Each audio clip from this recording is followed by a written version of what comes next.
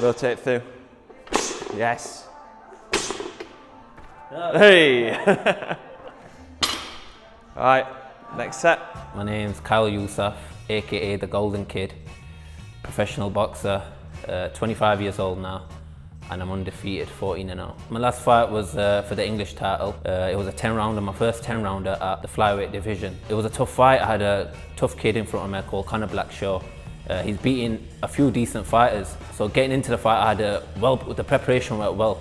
10 weeks of training with Danny Wilson got me in superb shape, made the weight very comfortable, and when I went in there, I went firing. Don't get me wrong, I didn't really go to the plan, as in from my trainer, but I got the job done, and I beat him in 6 rounds. Good. Squeeze your glutes at the top, hips all the way through. Yeah, nice. So we've been working with Yousaf coming up to 4 years now. He's one of the original athletes on the Boxing Science programme.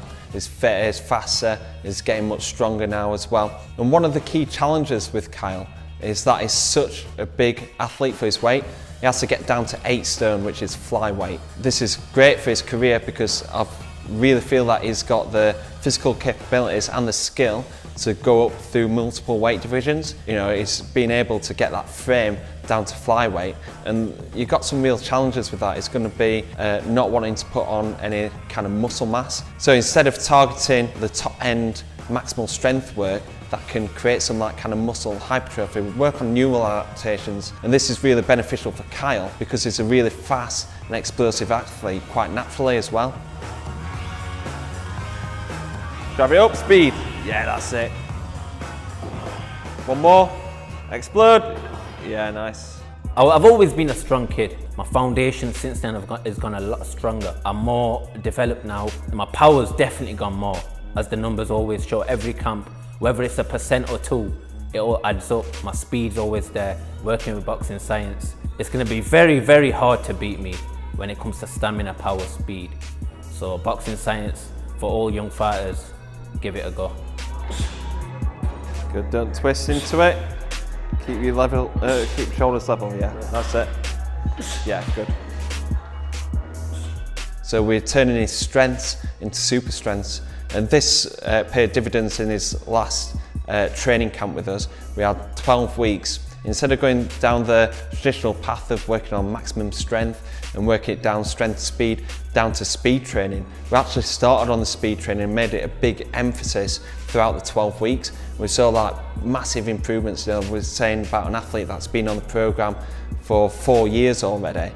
He's still making 10, 15% improvements in his jump height and his lifting speed as well.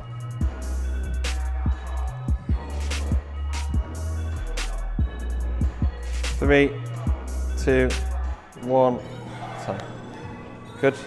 Straight on it. My style's more of an explosive fighter, so if I'm working on explosive things, I am going to be explosive for full 12 rounds.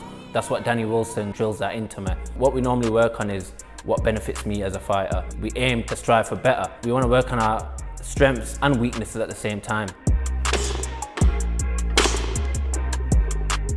Yes, good. It's great working with Kyle. He's always a good character to have in the gym. Even though we've got limitations about his weight category, he moves well, he's very strong, he's explosive.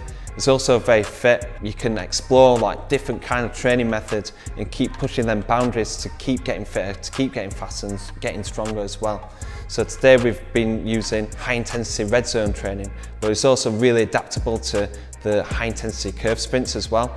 You know, it's hitting max speeds of 28, 29 kilometers per hour on 10-second sprints. It also can hit some real high numbers on the 30-second maximal sprints as well.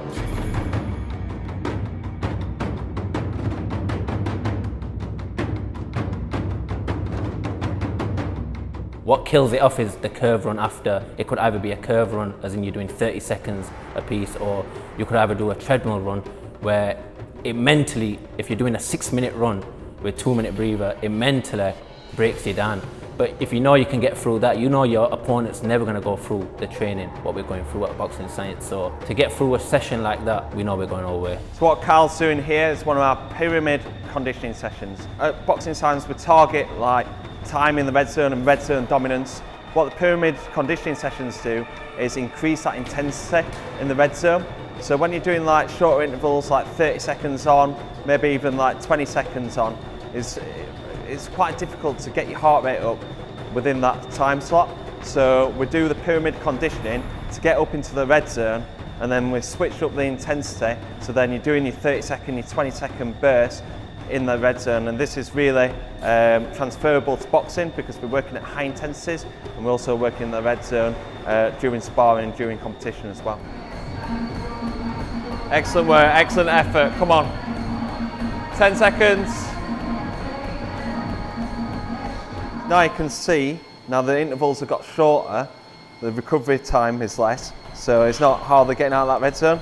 Now Carl was just resting then, and he's still in that red zone there, so we're now able to keep at high intensity and still being within that red zone.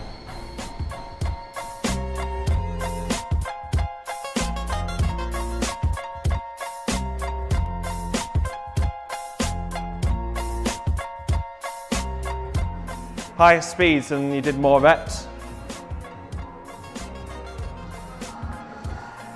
26 minutes of work. You did 9 minutes 10 in red.